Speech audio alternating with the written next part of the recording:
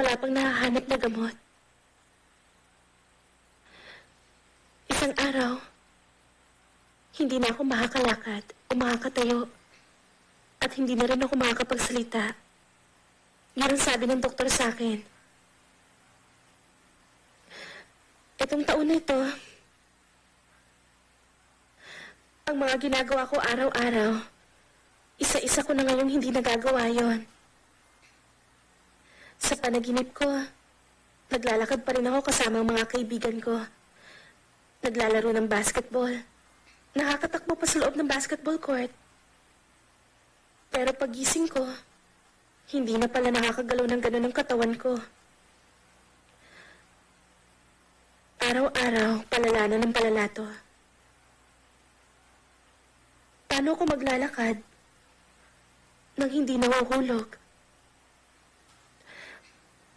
Paano ko makakain ng mabilis sa mga baon ko? Paano ko kaya tatanggapin ang masasamang tingin ng iba? Wala na akong ginawa araw-araw kundi pag-isipan yan. Yan ang hirap eh. Ang pumasok sa high school. Tapos university. Tapos magtatrabaho.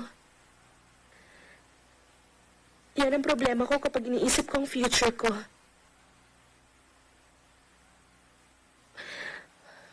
Wala na ako nakikitang pag-asa.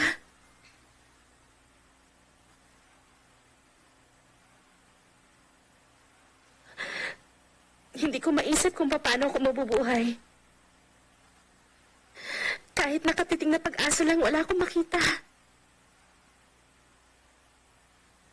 Dahil sa sakit na to, wala na akong maaasahan sa natitira sa buhay ko.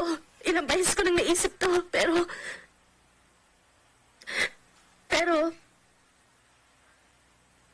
kahit gaano kalungkot ito pa rin ang katotohanan. Kahit na anong gawin ko, hindi ko matatakbuhan ang sakit na ito. Kahit gusto kong bumalik sa nakaraan, hindi ko mapapaatras ang oras. Kung ganon, para sa akin, kung ano na ako ngayon, sana lagi na lang akong ganito. Yun ang palagay ko.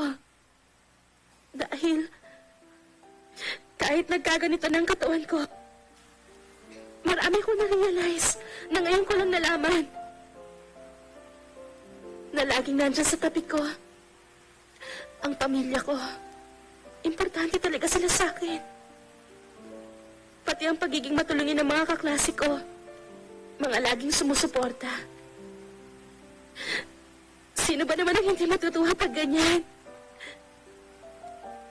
Pagdating naman sa kalusugan, na-realize ko na hindi dapat pabayaan ang kalusugan. Dahil nagkaroon ako ng sakit na ito, hindi lang kalusugan ko ang nawala sa akin.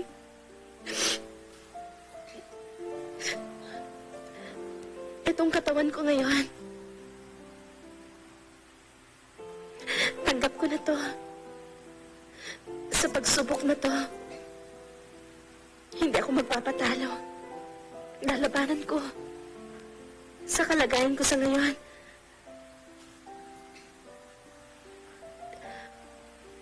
magpapatuloy akong mabuhay ng buong tapang. Kaya, lilipat na ako sa School for the Disabled dahil mas bagay ako doon. Kahit na mag-iiba na ang paligid ko. Mula ngayon, sa daan na napili ko para sa sarili ko, unti-unti, itutuloy ko ang laban ng buhay.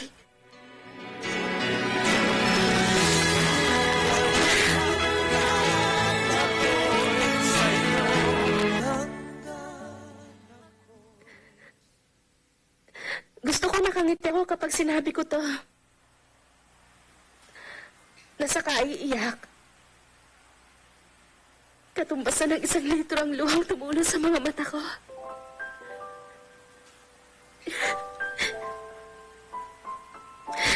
Kaya alam niyo ang gusto ko? Kahit wala na ako sa eskwelahan ito, Ayoko pang isipin na katapusan na ito ng mundo ko. Alam niyo, maraming salamat ha. Lahat kayo mga tunay na kaibigan. Maraming salamat sa inyo.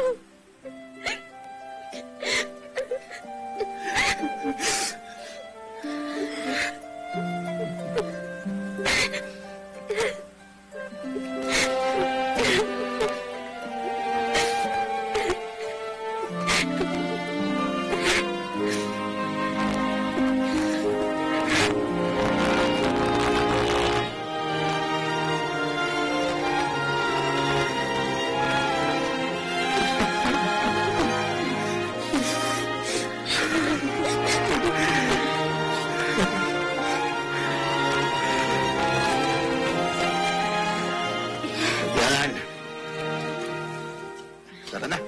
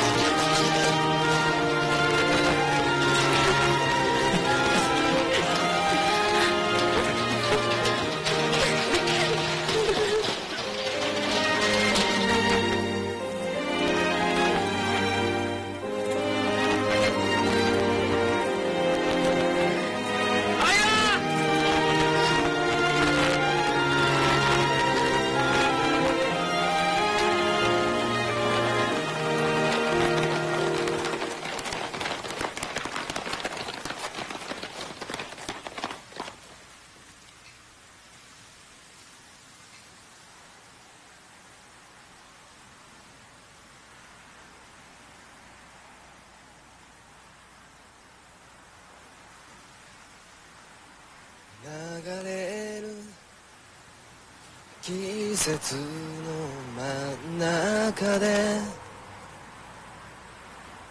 ふと日の長さを感じます。せわしく過ぎる日々の中に私とあなたで夢を描く3月の風に思いを乗せて桜のつぼみは春へと続きます溢れ出す光の粒が少しずつ朝を温めます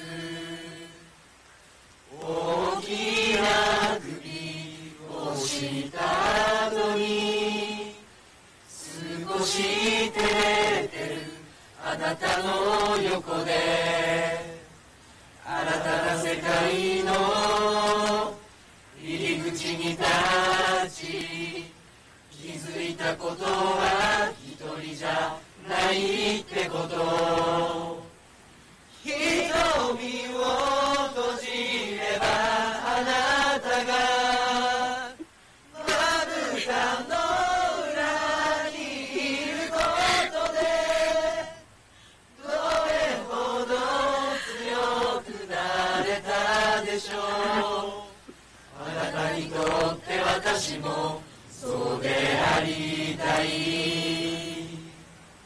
瞳を閉じればあなたがまぶたの裏にいることでどれほど強くなれたでしょうあなたにとって私もそうでありたい Ano bang masama kung madapa? Lagi ka naman pwedeng bumangon.